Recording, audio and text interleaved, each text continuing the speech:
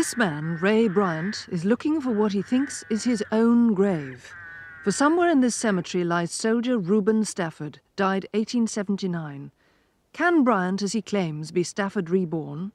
What else can explain the way he relives the dead man's life under hypnosis?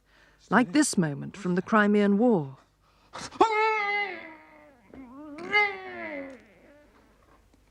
Off to sleep. Off to sleep. Off to sleep. According to the Army records, he was wounded in the left hand at that battle. Can Bryant, can we all have lived before? Mysteries from the files of Arthur C. Clarke, scientist, writer and visionary. The scientist who invented the communications satellite, the writer of 2010, and now in retreat in Sri Lanka, the visionary who ponders the riddles of this and other worlds.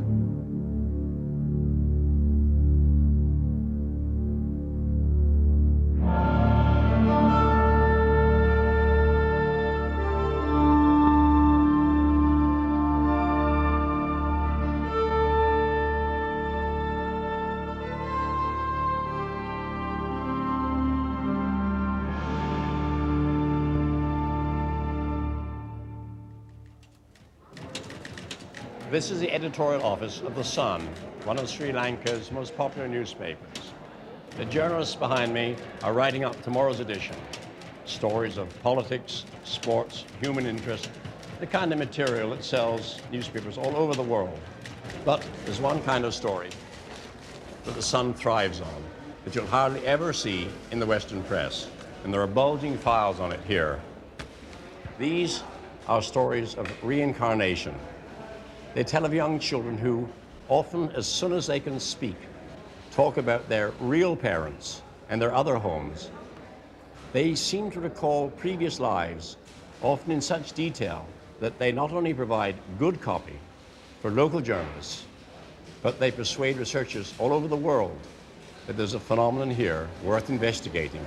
Here's a story of a little boy, Ajit, who remembers drowning 5 years ago.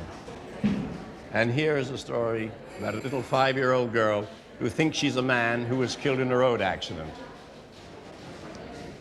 But the story which most fascinates me is one that comes from the place I love most in Sri Lanka, the beautiful little bay of Unawatuna on the shores of the Indian Ocean. The story is a tragic reminder of Sri Lanka's brief but bloody insurrection of 1971. A captured rebel, a young man named Robert, leapt to his death into the sea. His close companion, Johnny, had already been killed. These twin girls were not born until 7 years later, yet almost as soon as they could speak, they claimed to be reincarnations of Johnny and Robert. Shiromi recounts gruesome details of Johnny's death. Shivanti says she remembers leaping into the sea with her wrists wired together. Such stories are intriguing, but for them to be accepted as evidence of reincarnation, every detail must be checked by a trusted investigator. Journalist Delreen Vijayaratne covers many reincarnation stories. The latest comes from a jungle village, Pethiyagada. In this case, 4-year-old Inoka is the child who claims to have lived before.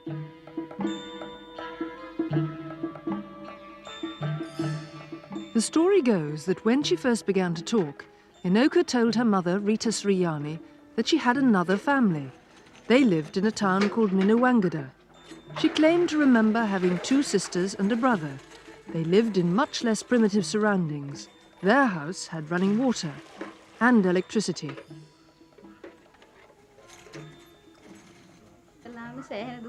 Inoka's mother says she'd never believed in reincarnation, and she certainly wasn't going to trek 6 miles through the jungle to Minawangada to check Inoka's claims. At first, we started ignoring her conversation because we didn't want our only daughter to talk about another family, another father and another mother.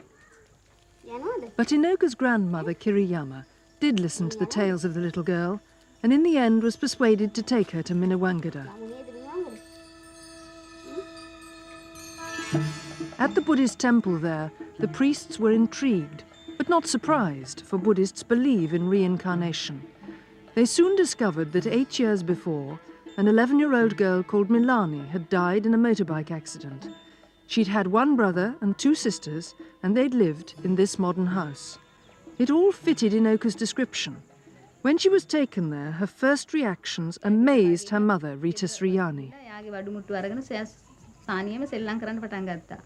She was no stranger in that house, and her first question was, "Where's my doll?" She started calling the mother of her previous life Mummy, and Rita Sriyani was quite unhappy about it. And she was asking for all the toys of her previous birth. Today, Inoka frequently makes the journey to Minawangada.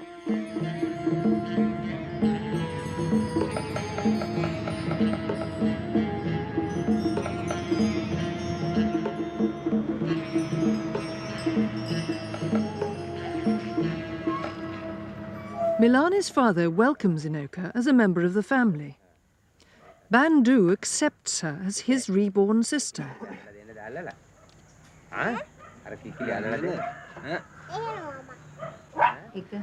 The girls say Inoka knew their names the first time she came to play.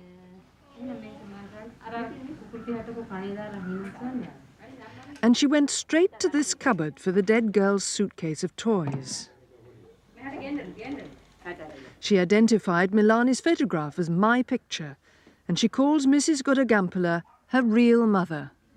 And what difference did Inoka's arrival make to your life? I'm very happy because I had 3 or 4 children. I lost one and I got her back again. I see no other explanation to this story other than reincarnation. I mean, how can you expect a girl from Pettiagoda, that's 6 miles away from this spot, to talk of a family in Minuwangoda that she has never seen or heard before? So you have to accept it as reincarnation and nothing else. So the strange claims Inoka made when she began to speak have brought great happiness to a family that no longer mourns.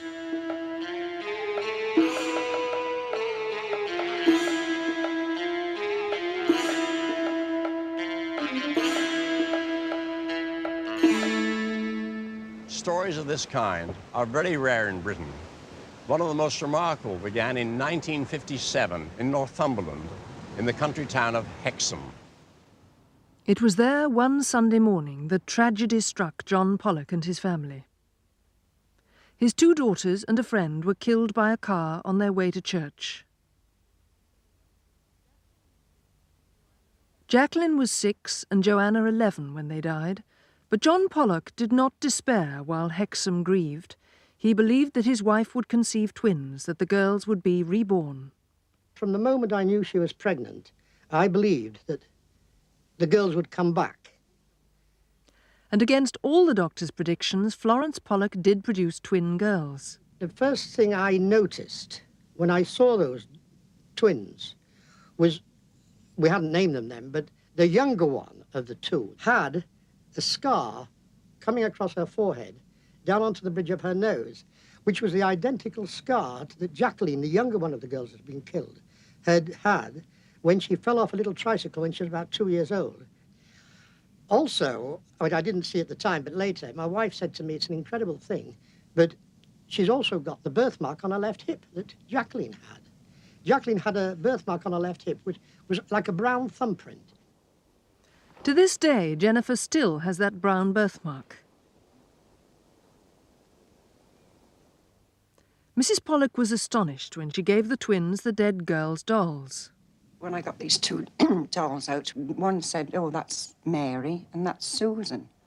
And it was exactly the same names as my other daughters had named them. And that was the sort of really turning point in my way of thinking.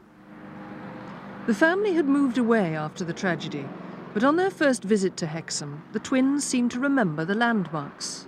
Well, when we came at the top of Battle Hill, they came over the brow, approaching St. Mary's Church, which they couldn't see.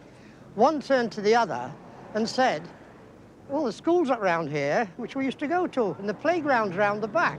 Now, they couldn't possibly have seen any sign of a school or a church even. I mean, they were so small they couldn't even have seen over the wall. And sure enough, I mean, the school is round the corner. And this was the most incredible thing. And we continued to walk on. I mean, we were absolutely amazed at this. And as we came past the church, on the opposite side of the road is Hexham Abbey and the Abbey grounds.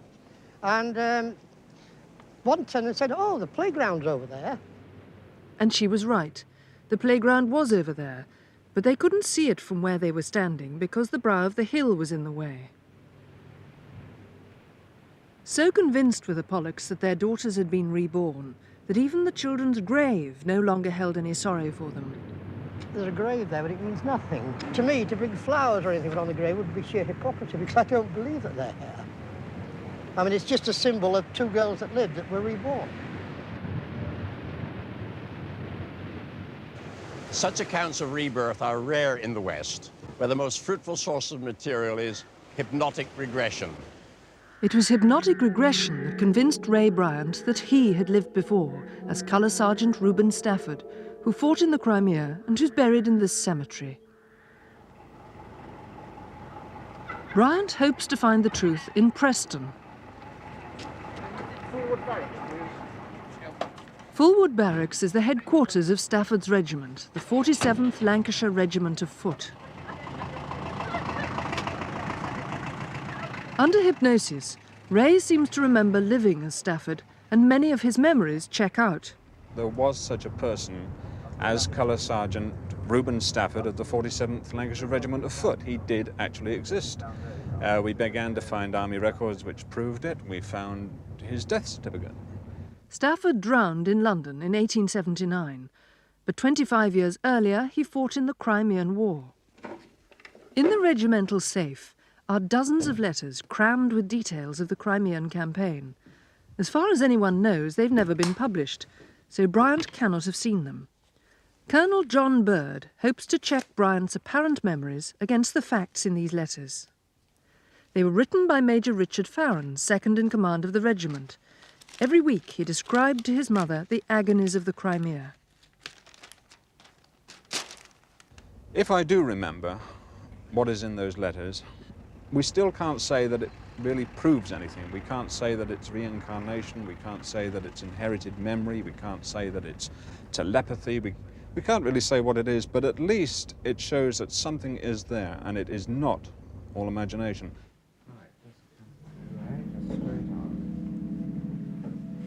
In the regimental museum, Bryant will be hypnotized and taken back in time for Colonel Bird's interrogation. Until he goes under, he's blindfolded, so that he cannot pick up any clues from the museum's treasures.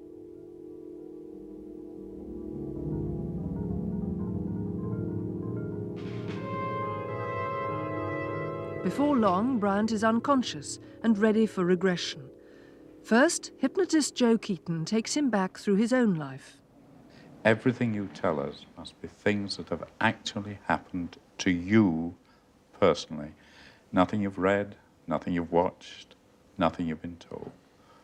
It's Christmas Day today and you're 3 years old. It's Christmas Day today and you're 3.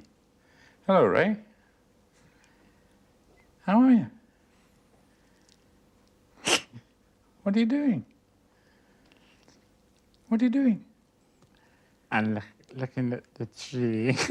What tree? The tree. Is there anything there for you? What is there? It's a parcel. Oh, do you know what's in it? I don't know. Who brought it? Mummy. But even more remarkably, it seems he can be regressed to before he was born. I'll go back further still. Go back further still. I want you to go back to the year 1855. It is the year 1855. In 1855, the 47th faced a bitter Crimean winter. Under hypnosis, Bryant seems to re-experience every hardship suffered by the ill-equipped infantry, and his accent has changed. Bloody cramp. Why have you got cramp? Because it's bloody cold.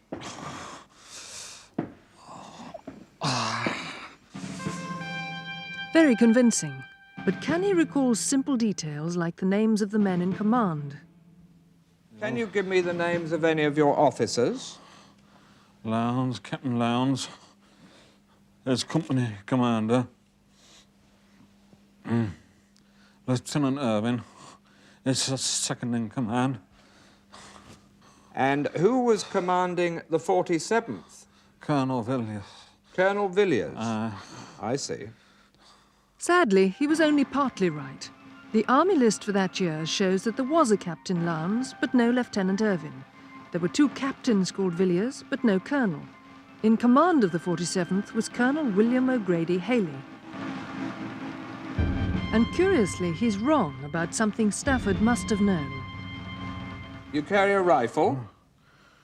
What sort of rifle?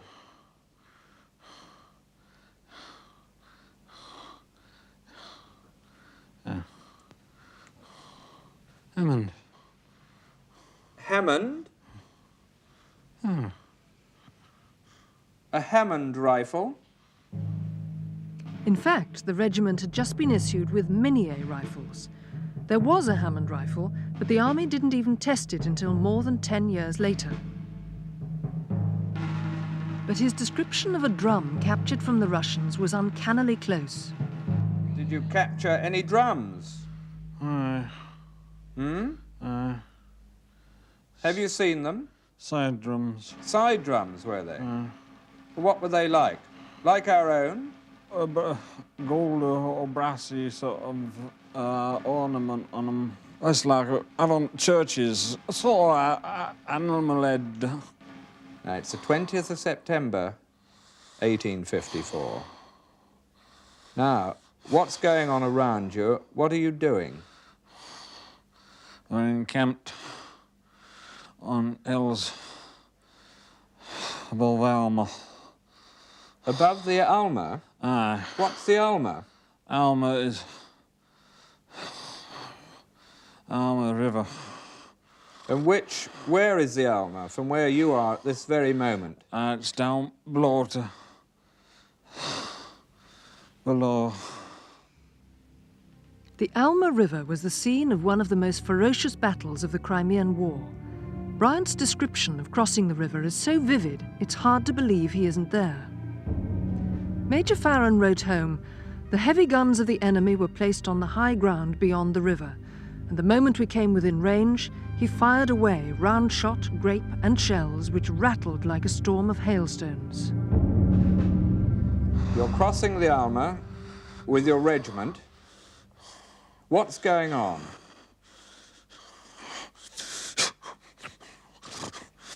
We're coming on under fire. From where? From hills. Where are the hills? Hurry up! Hurry up! Hills up front. Rest, go to sleep. Go to sleep. What was it like crossing the river? It was horrible. There a lot of shrapnel all about. What was the crossing like? Was it deep? Waist. Well, up above waist. And cold. Bloody cold. What's the ground like on your way up the hill at the other side, where you are now? Sand and mud. And I can't get the grip hardly. Farron wrote, "The river is a difficult one for troops to ford under fire. The banks were steep and precipitous and slippery with mud." Bryant's exactly right about the mud. It's an extraordinary performance. And yet he's got many simple facts wrong. So do regressions really provide evidence for reincarnation? The key to these regressions may have been discovered as long ago as 1906. Under hypnosis, a woman recalled intimate details of a past life as a medieval lady, Blanche Poynings, a close friend of Maud, Countess of Salisbury. However, the case was blown when she was re-hypnotized and asked where she'd obtained the information. She answered, from a book, Countess Maud, by Emily Holt. And here it is. The closing pages are an historical appendix about Blanche Poynings, born before 1349. It turned out that she'd read this book many years before, and although she'd completely forgotten it, the facts had lodged themselves in her subconscious mind. Under hypnosis, not only did she recall the plot, she wrote herself into the script. This amazing ability of the human mind to remember, yet to forget that it is remembering, is called cryptomnesia. These secret memories, when triggered by hypnosis, can sometimes be so vivid that they're mistaken for reality. A remarkable case of cryptomnesia was shown by a Finnish teenager in the 1960s. Raukea väsymys joka paikassa. Lisa spoke no English then, but when Dr. Reimer Kampmann regressed her, she described life as an innkeeper's daughter in medieval Norfolk and suddenly burst into song in English. Summer is a coming, loud sing cuckoo. Grow as seed and blow as mead and sing as old enough. Sing cuckoo. But how had she learned an English song? Kaikki käy hyvin helposti. Kampmann hypnotized her again and asked her. She said from a book, The Story of Music. She'd seen it in the library. One glance at this page and this old English song, foreign words, music and all, were imprinted on her mind. Since then, she has learned English and a distrust of hypnotic regression. I think it is nonsense. And if we think these personalities, I have had many, it's not a question of reincarnation. It's just productive imagination. That's my opinion. We're all bombarded with masses of information from radio, TV, movies, books. People who claim to have lived past lives may have unconsciously absorbed the facts and stored them somewhere in the recesses of their minds. What these stories of reincarnation do prove is that our brains have a truly amazing ability to store huge blocks of information and to reproduce them with complete accuracy. This seems to me almost as amazing and as improbable as reincarnation itself. And just in case you do live again, you can be sure of an invitation to come as you were to the Los Angeles reincarnation party. Her Majesty, Queen Isabella of Spain.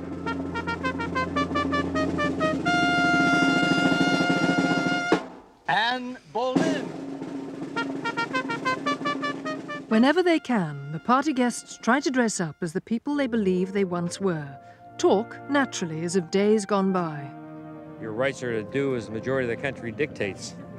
No, we'll fight you for that, dadgum Yankee. Confederate scum. We have all day to enjoy this. Yes. Some very fascinating people here. And what about you? I am Asclepius, which is Apollo's, Apollo's mortal son. Oh, that's how I recognize you. Right. I was Kuan Yin in China, 4000 BC. I know this was my life. I was a simple woman as a temple healer, and I was killed by the Mongols, strung up, and I became a goddess because the people came back and saw what had happened. You know, I was James Dean, my past life. I had deja vu experiences, and I asked a lot of other people who were psychics what that meant, and they said it must be a past life. So I went into some history books, and I just automatically went to the history of Spain, and I picked out the books of Isabella and Ferdinand, and as I glanced through those books, the things that I was remembering were written in history. It explains more to me than my Midwest upbringing ever did. I thoroughly believe in it. I feel that many of the traits that I have today are direct bearings on what I did in past lives. Oh, we go back all the way to Greece, ancient Greece, when Ati was a senator and I was his daughter. And if he's nice, that's fine. If he's not nice, that's fine. I have to be where he is. I find about 10% of my patients have brought some garbage with them from a past life. that does not respond to age regression in this life by taking the person all the way back to the womb, searching for the original episode, and they still have the emotional problem, then there's only one place to go to, and that's to a past life, and there I find it. Case history after case history. There is something to this.